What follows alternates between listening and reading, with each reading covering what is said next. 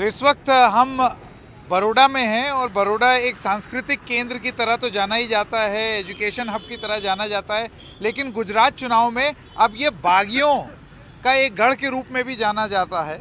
और हमारे साथ हैं मधु भाई श्रीवास्तव। मधु भाई, आप 6 बार से विधायक रह चुके हैं और इस बार जब टिकट कटा भारतीय जनता पार्टी से तो आप बागी हो गए और अब आप जो हैं वो निर्दलीय लड़ रहे हैं। आपकी एक अलग ही पर्सनैलिटी रहती है जिसकी वजह से लोग आपको जानते हैं। आप फिल्म भी बना चुके हैं, एक कंट्रोवर्शियल पर्सनैलिटी के रूप में भी आपको देखा जाता है। लेकिन ये जो आप बागी हो गए हैं, इससे आपको क्या उम्मीद है? क्या आप सही में कुछ कर पाएंगे या भारतीय जनता पार्टी का विश्लेषण सही है?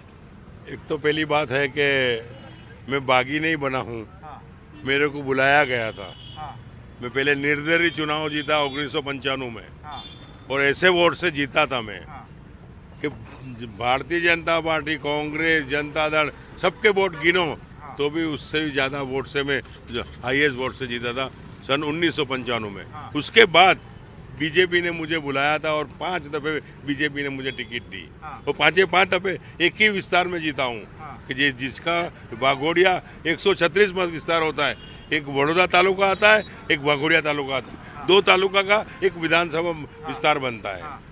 और अभी फिर से चुनाव वही 1995 दोबारा, ये चुनाव 5 तारीख को है और 8 तारीख को काउंटिंग होगा। 8 तारीख के काउंटिंग में देख लेना, उसी 1995 में जो वोट मुझे मिला था उससे भी ज़्यादा वोट 8 तारीख को तो मिला। आपको कहना है आपको बीजेपी की जरूरत नहीं थी, आप पहले भी निर्दलीय जीते थे और अब आगे भी जीते जाएंगे? उसमें तो कोई 2 मत की बात नहीं है ना। बीजेपी को मैंने सपोर्ट करा है। हाँ, निर्दलीय चुनाव जीतकर मैंने बीजेपी को सपोर्ट किया है। हाँ, और जब बीजेपी का वाघोड़िया के अंदर जन्म नहीं हुआ था तो भारतीय जनता पार्टी को मैं चुनाव जीत के लाया हूँ। बड़ौदा शहर में बीजेपी की सीट नहीं थी, मैं जीता था और जयाबेन को संसद तरीके नहीं, लेकिन इस बार बीजेपी ने बहुत तगड़ा एक्सपेरिमेंट किया है। आइए थोड़ा चलते चलते बात करते हैं आपसे, ताकि आपकी इलेक्शन कैंपेनिंग को हम ना रोकें। मैं आपसे ये जानना चाहता हूँ, इस बार बीजेपी ने कई सारे विधायकों के टिकट काट दिए, उसमें आपका भी नाम है। तो उनका विश्लेषण ये है कि अब जो उनके हिसाब से जीतने लायक नहीं है उनको हटा दिया जाए। तो ऐसे में आप अपने आप को कहाँ देखते हैं? मेरे 6 टर्म के दरमियान में हाँ, मेरे वाघोड़िया 136 मत विस्तार में हाँ, मेरे इंडस्ट्रियल एरिया है, एक वाघोड़िया में इंडस्ट्रियल एरिया है और बड़ौदा तालुका में नंदेसरी इंडस्ट्रियल एरिया है। सभी एरिया के अंदर कोई मालिक, कोई मैनेजर, ये मेरे 25 साल के इतिहास में ऐसा कोई कह दे कि भाई मेरी कंपनी में आया और हाथ फैलाया कि चुटनी फंड चाहिए, कि पार्टी फंड चाहिए या मंदिर फंड चाहिए, ऐसा 25 साल के इतिहास में एक भी आके बोल दे कि मेरे पैसा लिया है तो जीवन भर का राजकारण छोड़ दो। ये मेरी चैलेंज है।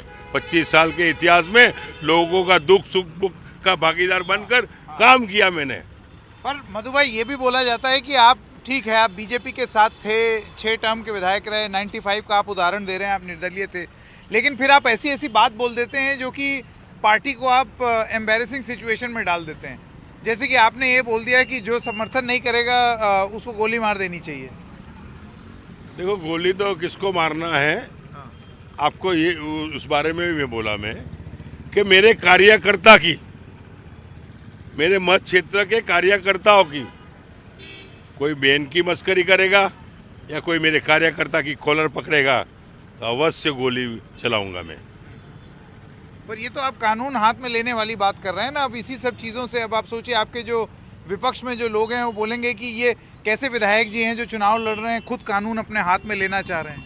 कहीं इस सब चक्कर में ये जो आप टोपी पहनते हैं, आप फिल्म स्टार रह चुके हैं। मेरी आप बात सुनिए, जब हमारी वजह से तो नहीं कट गई सुनिए, हमारे हिंदुस्तान पे जो फौजी वार पे खड़े हैं और पाकिस्तान आके वो बम फोड़ के चला जाएगा तो क्या हम चुप बैठेंगे?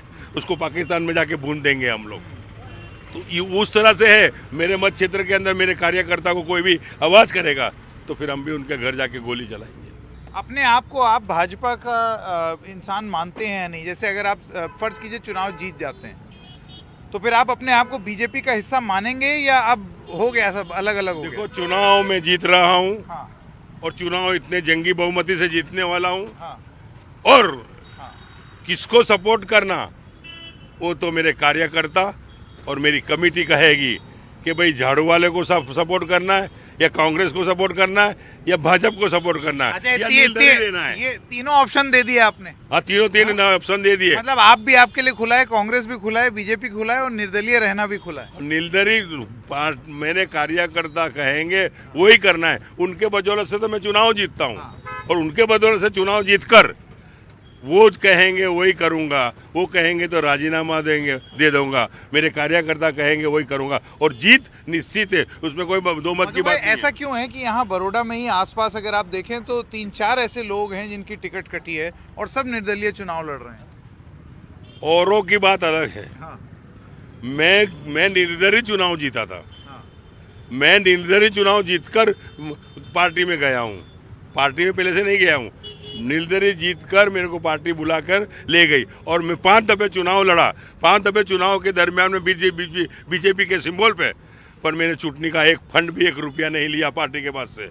पार्टी को मैंने उल्टा फंड दिया होगा उनका कुछ कार्यक्रम के लिए, पर मैंने कभी पैसा लिया नहीं। मेरे ख्याल फिल्म भी बनाई थी आपने, गुजरात का लायन आपकी एक फिल्म थी। हाँ, लाइन ऑफ गुजरात बनाई थी। हाँ। लाइन ऑफ गुजरात बनाई थी और लाइन ऑफ गुजरात के अंदर मैंने इंस्पेक्टर का रोल बजा था। अच्छा, आप इंस्पेक्टर बने थे? यस, इंस्पेक्टर बनकर रोल बजा था और धारासभ्य बना था। हाँ। 2 डबल रोल में मैंने काम किया था। अच्छा। और डबल रोल में काम करके शूटिंग भी मैंने ऐसी की थी, डबल डेकर पर फाइट करी थी और डबल डेकर पर कोई भी स्टैंड नहीं था, बिल्कुल खुला सपट था और वहाँ फाइट मैंने करी थी। कम से कम आधा घंटा फाइट कर दी 5 जन के साथ। मैं अकेला लड़ा था और अकेला लड़के बाहर निकला। वो तो फिल्मी लड़ाई थी, वो तो फिल्म में तो आप 100 लोगों से लड़ लीजिए। असली मैदान में क्या हो? मैंने मेरी जवानी में 50 के साथ अकेला लड़ा हूँ। अच्छा, 50 आदमी के साथ लड़ा हूँ। उस टाइम पे टॉकीज का जमाना था। हाँ। अल्पना, अप्सरा, विहार, टॉकीज का जमाना था। उस टाइम पे 50 के साथ अकेला लड़ा था। वो शेर तो अकेला जंगल में चलता है और शेर ही रहता है। एक मेरा आखिरी सवाल ये है, बड़ौदा में और आपका जो क्षेत्र है वागोड़िया और ये तमाम क्षेत्र के लिए आज प्रधानमंत्री एक रैली कर रहे हैं।